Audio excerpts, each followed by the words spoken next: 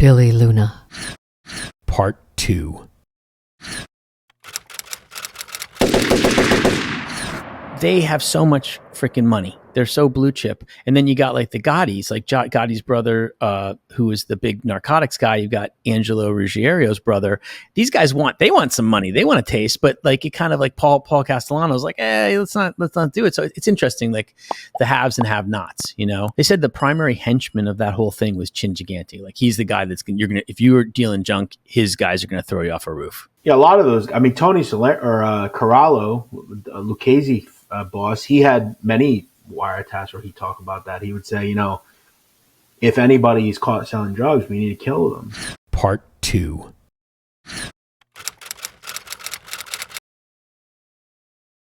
Sandra had commented about that, and she had, I can't remember, someone had challenged that by stating the fact that Sonny would never have even understood how to use a microwave. So that was, they were challenging that. But then, you know, she had pointed out that, yes, but he has people that do know how to use a microwave. So. You know, I'm not quite sure like why he would use a microwave. I mean, I've just through studying all this stuff over the years, and like, you know, I've looked into like drug cartels. I've seen a lot of videos. You don't really need to do that stuff. You know, I think as long as you get rid of the head, it'd be hard, and the hands, it'd be hard to identify someone. Feet as well. So I don't think it's absolutely necessary. Right. Yeah. Fingerprints and dental records, right, are the primary. I mean, yeah. I guess obviously identifying tattoos might be an issue too, if that's the case. You know, I guess we're better off getting rid of everything. Yeah, we're getting into the more like less glamorous, more morbid aspects. I mean, my own thing would just be go like for instance, I live in like a pretty rural county.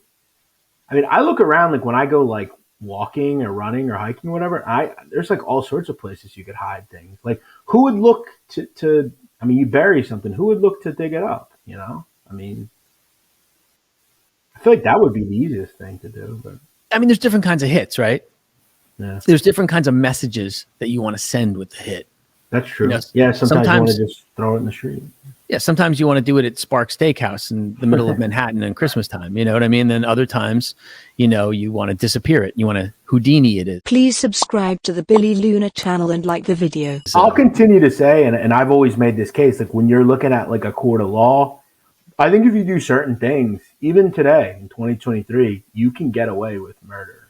Like if you're a mob hitman, I think if you can limit, you wear a mask, you wear gloves, you don't have a telephone, you don't drive a car. I mean, it'd be hard to identify somebody, you know, with if you do all those things, you keep your mouth shut, I think. That's the big thing. And that's the thing that I think was the hallmark of Cosa Nostra and the hallmark of a guy like Sonny Franzese who kept his mouth shut. That's 95% of the battle because that's how everybody gets caught, their big mouth.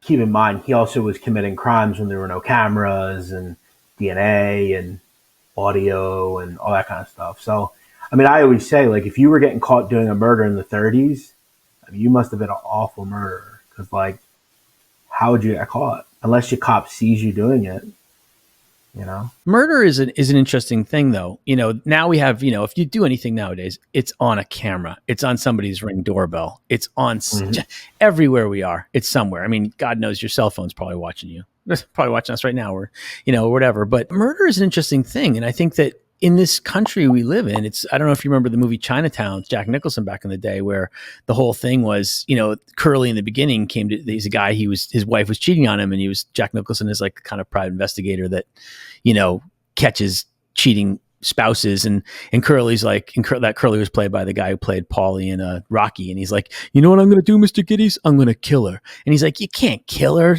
Curly. You're not rich. You can only kill somebody if you're rich. And the bottom line is murder, and this is why there's no prohibition on murder in Cosa Nostra, but there is a prohibition on drug dealing. Murder's not that big a deal in you know, if you've got good lawyers, you're probably going to get out in 7 years.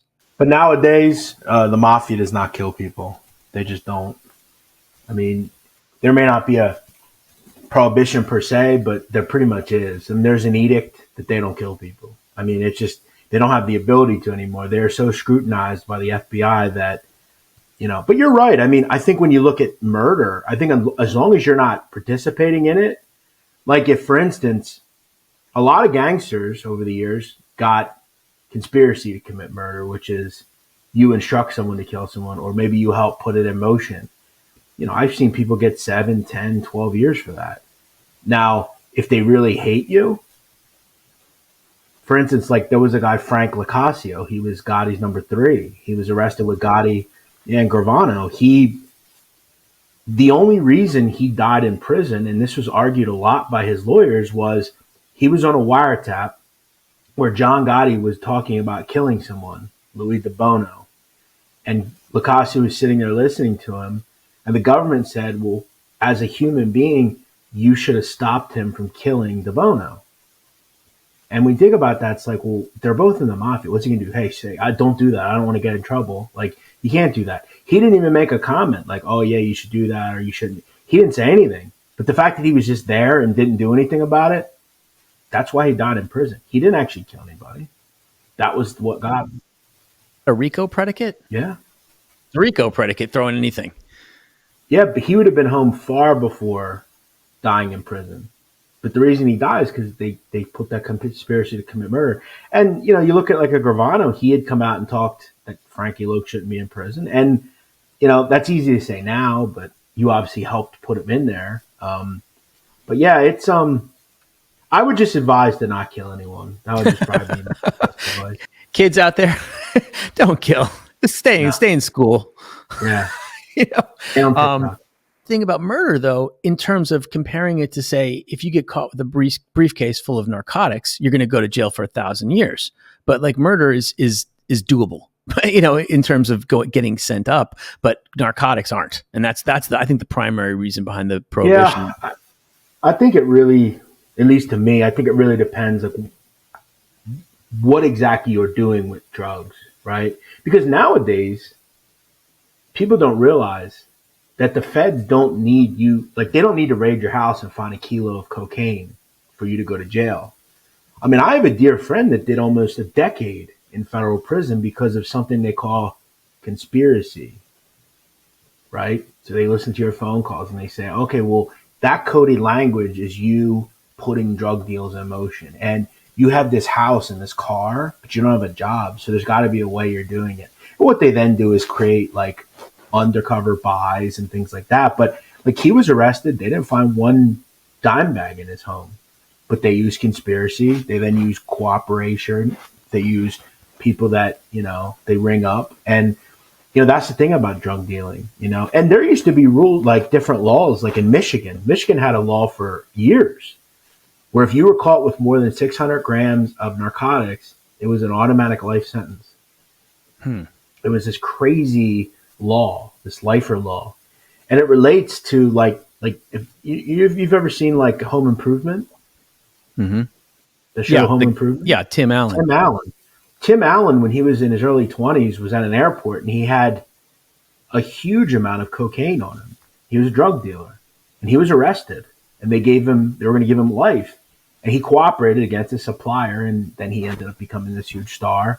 But there's been a lot of draconian drug laws over the years, and that's why the Mafia didn't get involved with it. But my whole thing with the mob was it didn't make a lot of sense to me because the Mafia are criminals in the end, and there shouldn't be outlawed anything. You should be willing to do whatever, because in the end, that guy, where is he, right here, Gigante or whoever, they're all going away for 100 years anyway.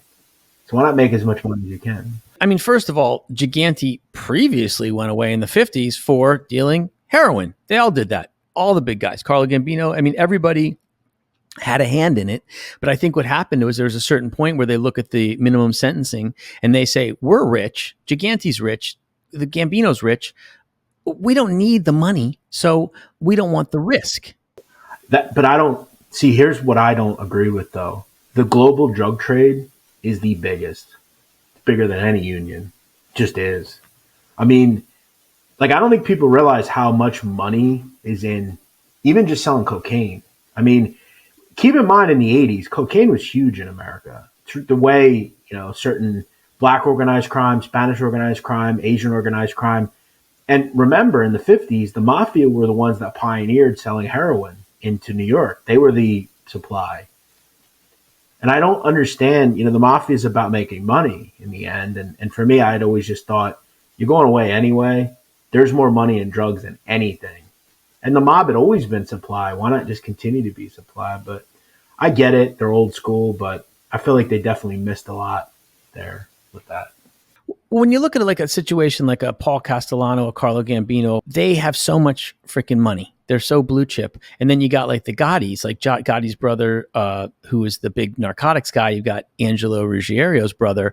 These guys want some money. They want a taste, but like it kind of like Paul Castellano's like, let's not do it. So it's interesting, like the haves and have nots, you know. They said the primary henchman of that whole thing was Chin Gigante. Like he's the guy if you were dealing junk, his guys are gonna throw you off a roof. Yeah, a lot of those. I mean, Tony Corallo, Lucchese boss, he had many wiretaps where he talked about that. He would say, you know, if anybody is caught selling drugs, we need to kill them. You know, we need to set an example. You know, and what's interesting about him is he was actually arrested for drugs in the 50s, which they all were. It's interesting, but but in the end, it's something they outlawed. And you know, I think when it comes to like a John Gotti, John Gotti had to do something about what happened, and it led to him having to obviously kill Paul. But that was because Angelo and all his brothers were selling drugs. So, yeah, there are two things that I guess the Mafia just can't do now, and that's